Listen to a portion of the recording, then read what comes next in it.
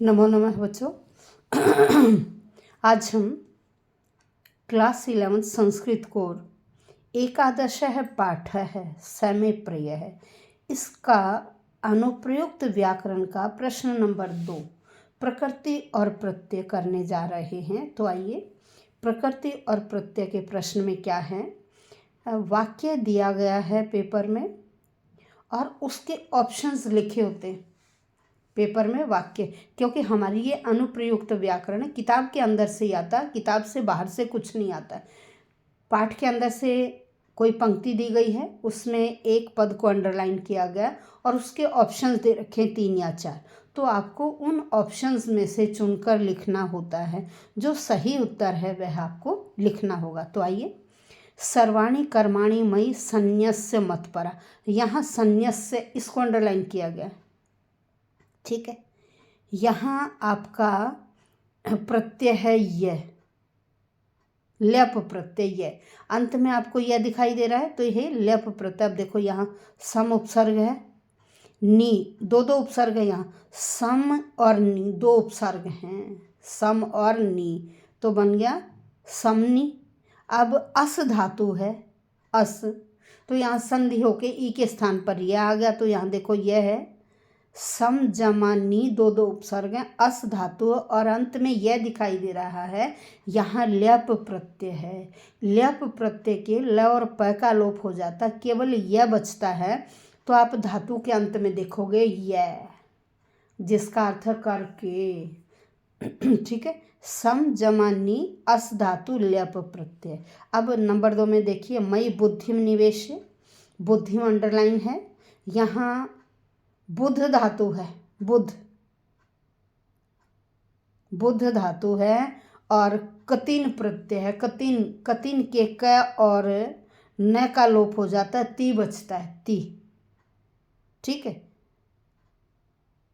क्या बचा? ती, तो तय के स्थान पर दास देश हो गया, बन गया बुद्धिम, बुध धातु कतिन प्रत्यय। नेक्स्ट, सम जमा रम जमा कतः, कतः का तय जुड़ता है।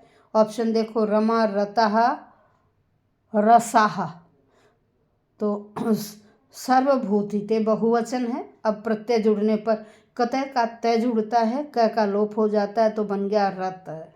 अब यहाँ सर्वभूत हिते बहुवचन था, सभी प्राणियों की, तो यहाँ बहुवचन का प्रयोग हुआ, रताहा। क्या बना? रताहा।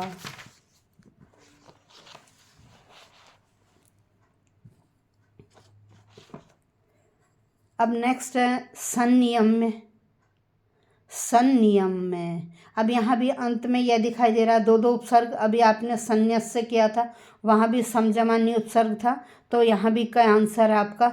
समजमानी उपसर्ग, यम धातु और ल्यप प्रत्यय, सम नी यम और ल्यप। अब समाधातुम, अगर आपको अंत में तुम दिखाई दे रहा है, तुम, तो वहाँ प्रत्यय है तुमुन। कौन सा प्रत्यय? तुम। अब समा धातु में देखो 2 उपसर्ग हैं, सम और आ उपसर्ग, समा बन गया। धातु है धा, सम जमा आ उपसर्ग, धा धातु और तुमुन प्रत्यय, ख वाला आंसर आपका। नेक्स्ट, फिर आप तुम, अभी मैंने आपको बताया तुम उनके, उनका लोप हो जाता है, तुम बचता है, तो ये बन गया आप तुम, ये रहा आप तुम, नंबर ग। नेक्स्ट, व्याकरण में आपका प्रश्न आता है कि समुचित शब्द रूप का प्रयोग कीजिए, ये भी पाठों के अंदर से ही है। अनन्येन रिक्त स्थान मामेव ध्यायन्तः उपासते, कह रहे इस योग के द्वारा ही मुझको ध्यान करते हुए मेरी पूजा करते हैं। तो अनन्येन में देखिए तृतीया विभक्ति है, तो ये विशेषण है, विशेषण में भी तृतीया। अनन्येन योगेन, क्यों? क्योंकि विशेषण और विशेषण में एक ही विभक्ति लिंग वचन का प्रयोग होता है। नेक्स्ट, ते रिक्त स्थान एव प्राप्नुवन्ति, वे मुझको ही प्राप्त करते हैं, मुझको, को के अनुसार द्वितीय विभक्ति, तो द्वितीय का रूप है यहाँ माम, ते माम, मुझको, को के अनुसार कर्म कारक है, द्वितीय विभक्ति का प्रयोग होगा। नेक्स्ट है, रिक्त स्थान ज्ञानम श्रेयः भवति, अभ्यास से ज्ञान श्रेष्ठ होता है। अभ्यास से तो पंचमी का प्रयोग अभ्यासात, पंचमी का प्रयोग अभ्यासात। नेक्स्ट है ज्ञानात विशिष्यते। भाई ज्ञान से ध्यान, ज्ञान से ध्यान विशेष है तो ध्यानम द्वितीय, ये देखिए का आंसर है ध्यानम।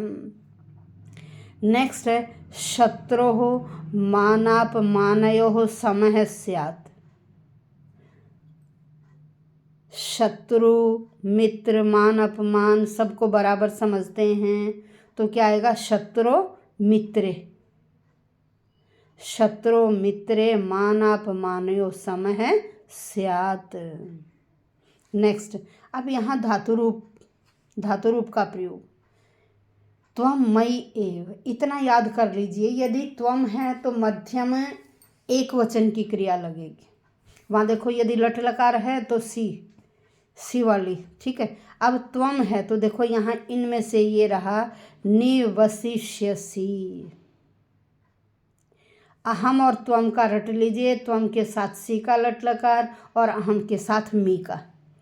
अब नेक्स्ट है त्यागात अनंतरम शांतिम, त्याग के बाद शांति को प्राप्त करता है प्राप्यते, ये आत्मनेपदी धातु है प्राप्यते सेवते। नेक्स्ट त्वम अभ्यासे अपि असमर्थ है। अब यहाँ लंग लकार है, लंग लकार। अब देखिए लंग लकार मध्य में एक वचन बनता है सी असी, त्वम के साथ कोई भी लकार हो मध्य में एक वचन की क्रिया लगेगी। तो यहाँ लंग लकार है, लंग लकार मध्य में एक वचन में रूप बनता असी, तो आपने लिखा असी। अहम मृत्यु सागरात समुद्धरता, मैं मृत्यु के सागर से भी पार उतारने वाला हूँ। अहम है इसलिए मैंने आपको बताया लट लकार में मी, एंड में आती है भवामी, क्या आया भवामी।